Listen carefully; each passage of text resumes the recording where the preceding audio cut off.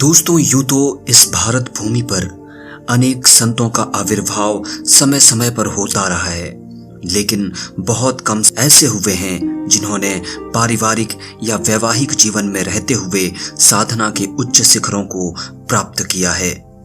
दोस्तों, आज हम ऐसे ही एक युग दृष्टा मनीषी के जीवन और कार्यों के विषय में जानेंगे, जिनके विषय में स्वामी विवेकानंद ने कहा था कि शीघ्र ही गायत्री का एक साधक आएगा और वो पूरी दुनिया को प्रकाशित करने का कार्य करेगा।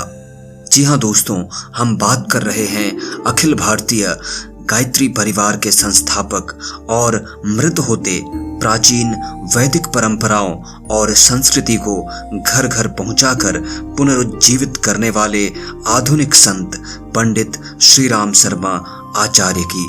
तो नमस्कार दोस्तों, मैं हूं विवेकानंद विमल और विमल वाणी पर भरोसा करने के लिए धन्यवाद। दोस्तों, आचार्य जी का जन्म 20 सितंबर 1911 को उत्तर प्रदेश में आगरा के आवलखेड़ा नाम के स्थान पर हुआ। आचार्य जी का जन्म एक जमींदार घराने में हुआ, जहां उनके पिता पंडित रूप किशोर शर्मा आसपास के राजघराने के राजपुरोहित होने के साथ साथ प्रख्यात विद्वान और भगवत कथाकार भी थे।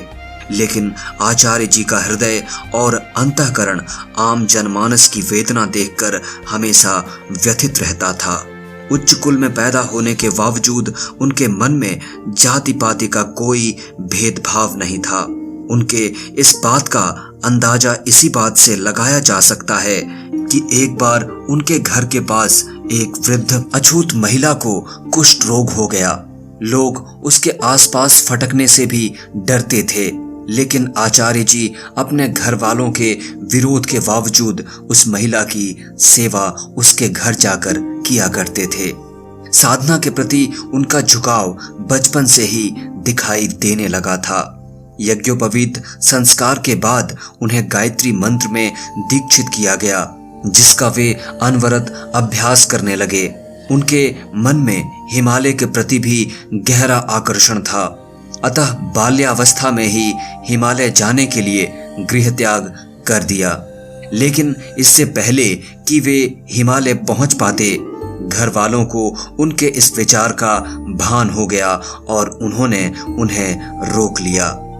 10 वर्ष की आयु में महामना पंडित मदन मोहन मालवीय जी ने उन्हें कान में फूंक कर गायत्री मंत्र प्रदान किया।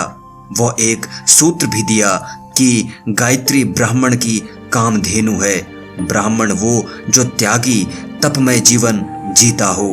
15 वर्ष की आयु में बसंत पंचमी के दिन प्रातःकाल पूजा करते समय बालक श्री राम को एक विचित्र अनुभूति हुई, जिससे न सिर्फ उनमें आध्यात्मिक रूप से परिवर्तन हुआ, बल्कि स्वयं से साक्षात्कार भी हुआ। साधना के वक्त उन्हें अपने सामने जल रहे दिए से स्वर्णिम प्रकाश आती दिखाई दी, जो कि वृहद होता चला गया और पूरे साधना कक्ष को प्रकाशित करता गया। उसी प्रकाश में एक छवि दिखाई दी। पहले उन्हें यह उनके मन का वहम लगा, लेकिन धीरे धीरे संशय के सारे बादल छट गए और उन्होंने पाया कि ये कोई और नहीं बल्कि आचार्य जी के पिछले कई जन्मों के गुरु और गायत्री परिवार के परम गुरु स्वामी सर्वेशानंद जी थे। उन्होंने बालक श्री राम को अपना परिचय दिया और बताया कि वे पिछले कई जन्मों से आचार्य जी को आध्यात्मिक यात्रा में सहायता कर रहे हैं। इसके साथ ही स्वामी सर्वेशानंद जी ने बालक श्री राम को उनके पूर्व जन्मों का जीवंत एहसास भी कराया। उन्होंने बताया कि कबीर, समर्थ गुरु रामदास और रामकृष्ण परमहंस के रूप में उनका पहले भी इस पृथ्वी पर अवतरण हो चुका है।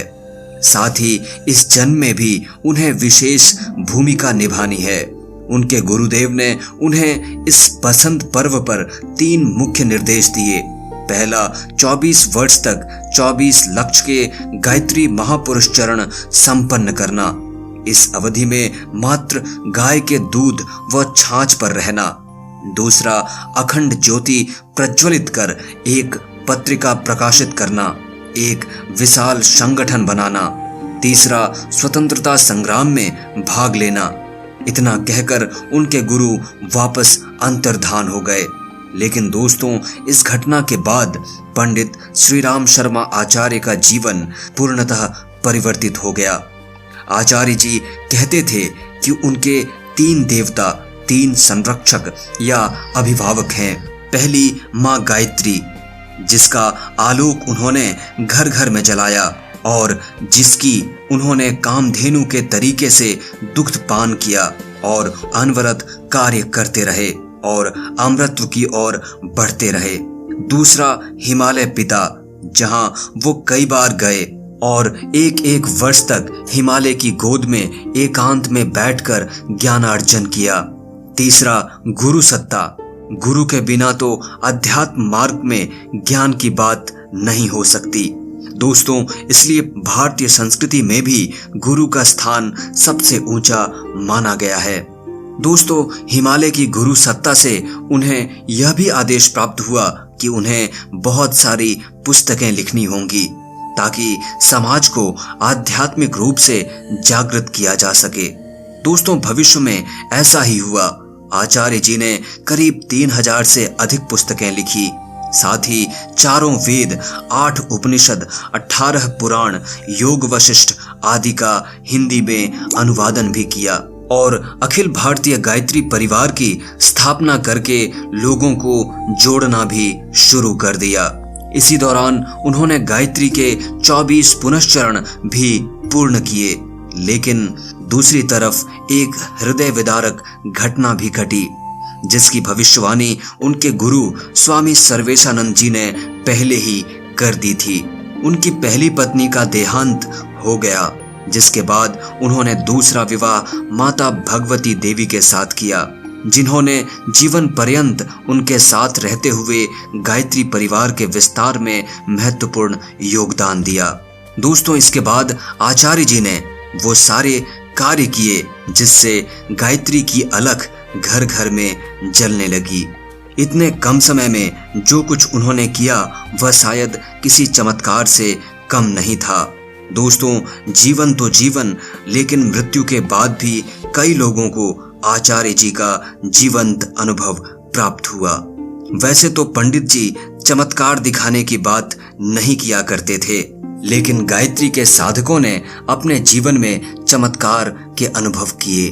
दोस्तों, आचार्य जी और उनकी संस्था के विषय में एक बात प्रचलित थी, जो आज भी है, कि उनके पास जो भी आता है वो उसे भोजन अवश्य कराते हैं। इसके लिए उन्होंने कभी भी दान पात्र नहीं रखा, लेकिन फिर भी बिना किसी निश्चित आय के वे लोगों को भोजन कराते रहे। यह आश्चर्य की बात है कि भोजन का इंतजाम स्वयं ही हो जाता। खाने के बर्तनों में भोजन की कमी कभी नहीं होती और भोजन कभी बर्बाद नहीं होता, चाहे आने वालों की संख्या कितनी ही कम या ज्यादा क्यों न हो। दोस्तों, एक बार आचार्य जी की एक शिष्या भारती ने उनकी परीक्षा लेने की कोशिश की कि उनके गुरु सर्वश्रेष्ठ है या नहीं। भारती सन 1979 में शांति कुंज 3 माह के शिविर में आई थी। वह और उनकी बहन गायत्री एक दिन गंगा स्नान करने गए। वहीं थोड़ी दूर पर कुछ गायें चर रही थी, जिसमें एक काली गाय भी थी जो भारती को बहुत पसंद आ रही थी।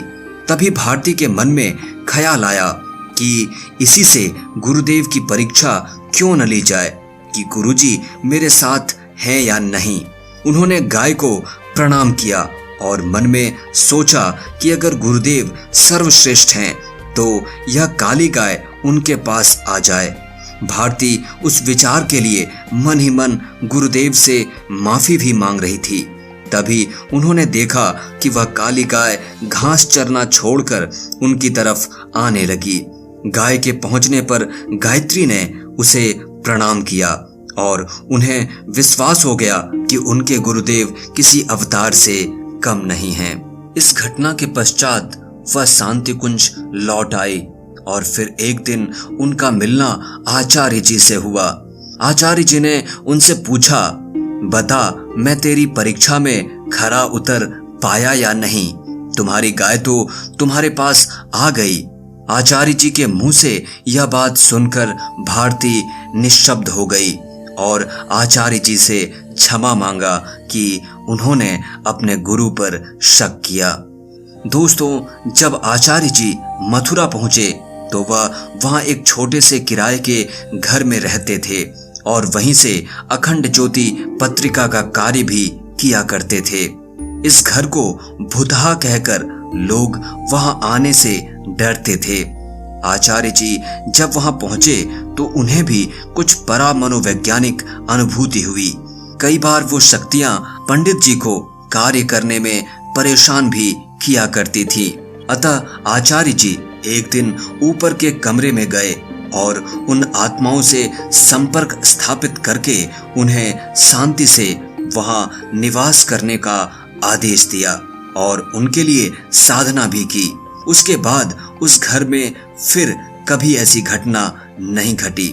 दोस्तों, ऐसी ही चमत्कारिक घटनाओं से उनका जीवन भरा पड़ा है, जिस पर विश्वास करना कठिन तो है परंतु इससे नकारा भी नहीं जा सकता। आचार्य जी का देहांत 2 जून 1990 को हो गया, लेकिन उन्होंने कई महीने पूर्व ही अपने शरीर छोड़ने के दिन और समय की घोषणा कर दी थी। उस दिन लोगों ने अच्छे से अच्छे डॉक्टरों को बुलाकर उनका इलाज कराने की कोशिश की, लेकिन आचार्य जी ने अपने कहे गए समय पर देह त्याग कर दिया। दोस्तों, उनका पंचभूत का शरीर तो उस दिन पंच तत्व में विलीन हो गया, लेकिन देह त्याग के पश्चात भी कई लोगों ने उन्हें सशरीर देखने की बात कही। दोस्तों, वैसे भी महापुरुष संत कभी मरते कहाँ हैं, वो अपने कार्यों के माध्यम से लोगों के हृदय में सदैव जीवित रहते हैं। आचार्य श्री ने युग निर्माण की जो मसाल जलाई थी वह आज भी घर घर के हवन कुंड में आध्यात्मिकता की चिंगारी बनकर धधक रही है। आचार्य श्री को सत सत नमन।